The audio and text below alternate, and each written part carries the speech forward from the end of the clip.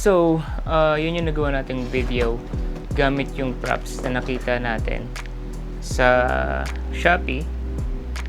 Yan. And yung idea is na-inspire ako sa video ng Nike na meron silang video ng shoes or ads na nadaanan ko lang din sa Facebook. Yung shoes na yun is may mga lightning and yun, na-challenge ako na parang gusto ko lang gumawa ng ganun, and that's why yun tayo or bumili tayo ng props na to. Yan. So, kaso, yun nga lang is gagawa rin tayo for the shoes and also with this, yan, yung Monster Energy Drink, and gusto ko lang din kasi maiba. So, kapag ginawa ko lang siya sa shoes or sa shoe, ganun din. So, wala na tayong pinagkaiba sa Nike, diba? And, ayun, pero gagawin din natin yung shoe ng ganun ding theme para, alam nyo yun, alam nyo kung ano yung pinagkayaan. And, so, first, ang naging setup natin is, since yung rotating table natin is white, inanuhan ko siya ng yung leather na fake leather or fake crocodile skin na medyo black, and yung cube natin is pinaint ko siya ng black, tapos nag-ano ako ng cortina na black para nang sa ganun yung wood na ano is hindi siya mag-bounce back, and yung naging backdrop natin is black na lang din na cortina. And yun, kung bakit black is iaano naman natin siya sa post, i-deep black naman natin siya sa post. So yung magiging setup natin is this. Yan, so FX30 30 fps lang para nang sa ganun realistic, and wala nang slow motion yung kuryente na mangyayari kasi medyo mabilis nga naman talaga siya.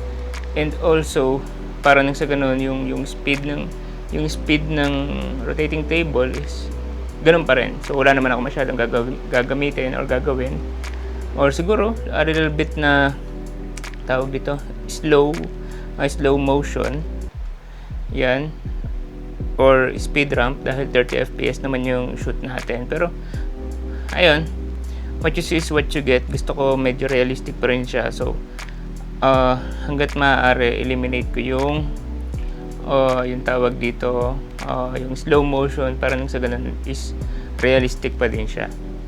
And so yun, ang ginamit nating light is itong Nanlite FS300B. Yan.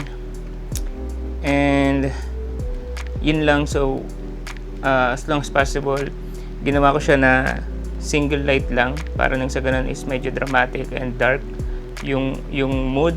Pero not necessarily na FS or 300 watts din naman yung gagamitin ninyong light. Kung ano yung available light na meron kayo dyan, pwede nyo rin siya magawa. As long as, ayun, alam niyo yung mga basic na settings, etc. blah blah blah. And ayun, so papatayin ko na yung ilaw, yung ambient light natin para nang sa ganun ma-shoot na natin yung first scene. Let's go.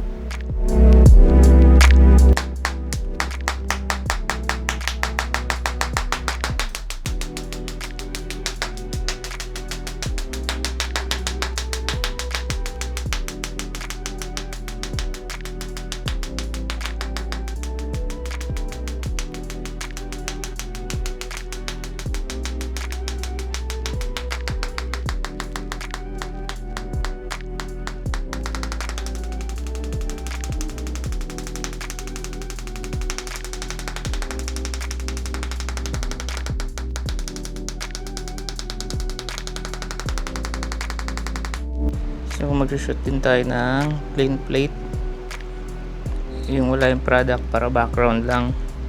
Tapos magde-detailed shots na tayo after.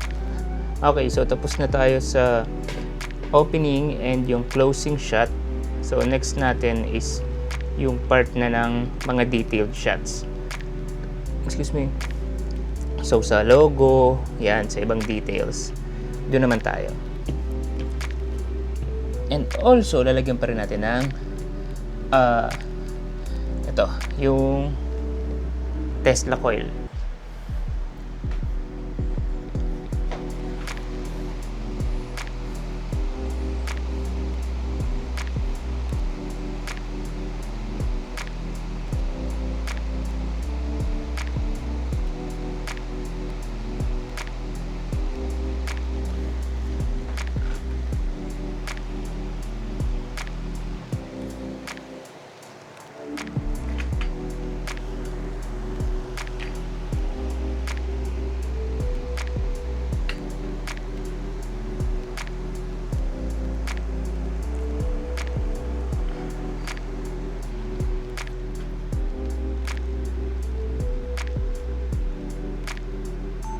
Okay, rolling tayo. Pawis. Yung ganda nun.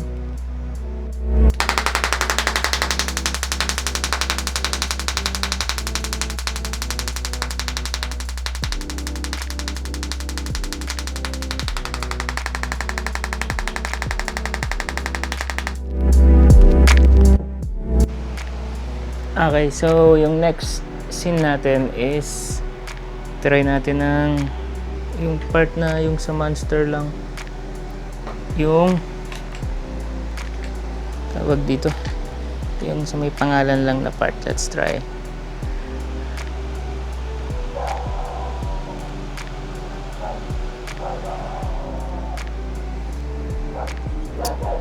Paano ko pa siya? Okay. So, ilalapit natin to yung yan. Nice shot. Okay, so ulitin lang natin hanggang makaikot. Ang ganda nun. Just lalagyan din natin ng kuryente for details. And yung details ng takip, yung lid.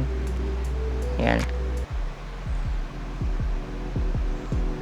Okay din yun. Unleash the Beast. So, shit, na-miss ko.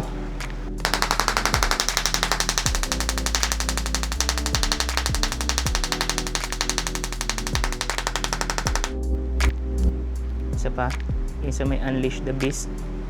Wait natin yun. Okay, ready? 3, 2, 1.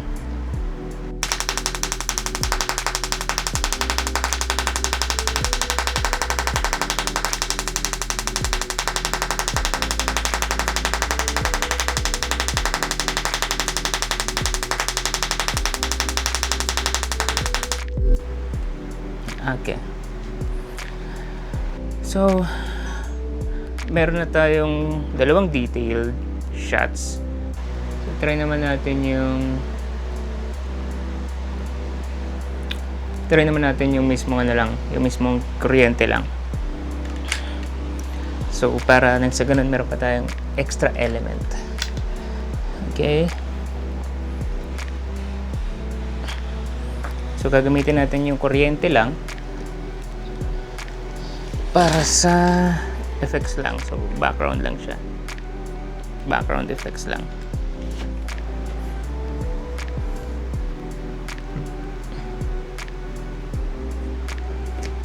Kuryente kasi ito eh. So,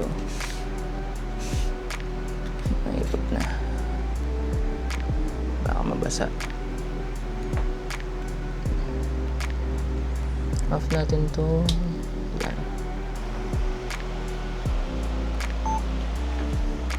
One, go.